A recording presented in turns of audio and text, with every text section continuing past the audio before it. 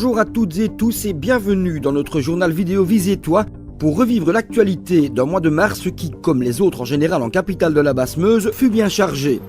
Un mois qui a débuté sous des airs de printemps avec l'ouverture des commerces de Visé sous le thème Visé Festois.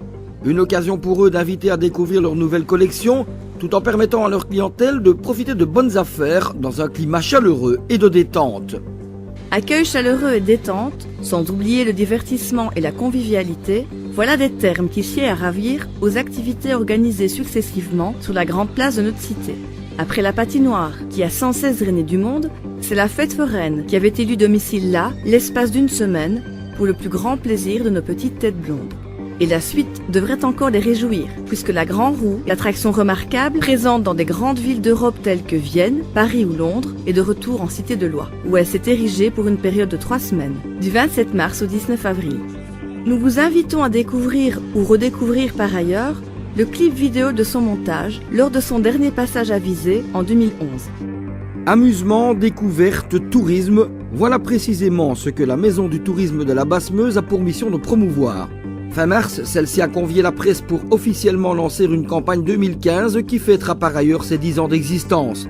À cette occasion, la Maison du tourisme de la Basse-Meuse organise notamment son premier salon de la Basse-Meuse, lequel se tiendra le dimanche 5 avril dès 13h30 dans l'enceinte du centre culturel dit des Sépulcrines. Nous en reparlerons le mois prochain.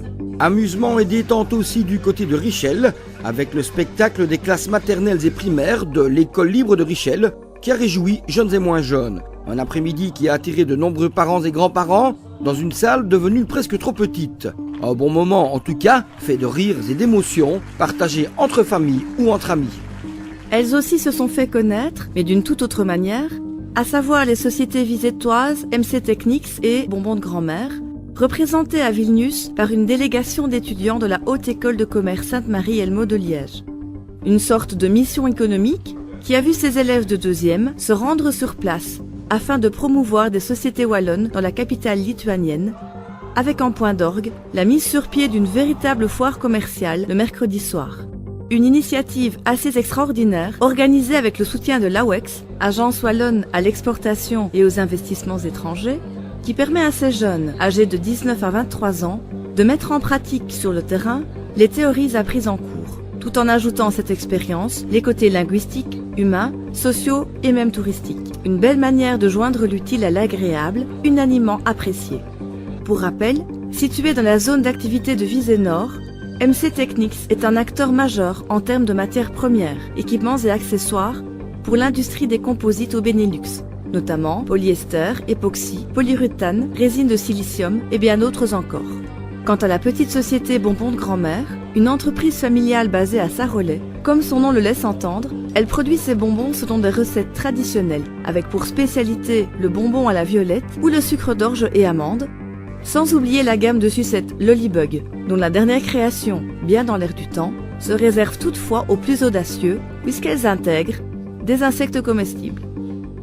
Pendant ce mois de mars, les travaux du pont du Trilogie Port se sont de même poursuivis.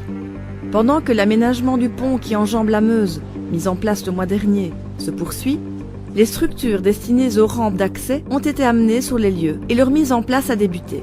Si des structures tubulaires ont servi de base dans le sens Visé-Hermal, ce sont des milliers de mètres cubes de terre qui sont ramenés dans l'autre sens, bulldozers et rouleaux compresseurs prenant en charge la matière amenée là par une armée de semi-remorques.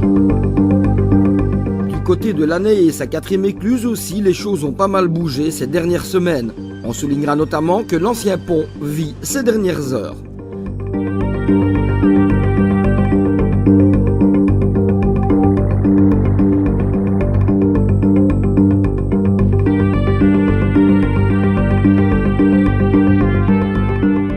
Restons à l'année pour conclure et vous annoncer que l'émission de Radio Vivacité, le printemps grandeur nature, sera enregistrée à la Montagne Saint-Pierre le samedi 11 avril dans le cadre d'une campagne d'entretien et de sensibilisation avec au programme, en plus de différents ateliers, animations et balades à vélo.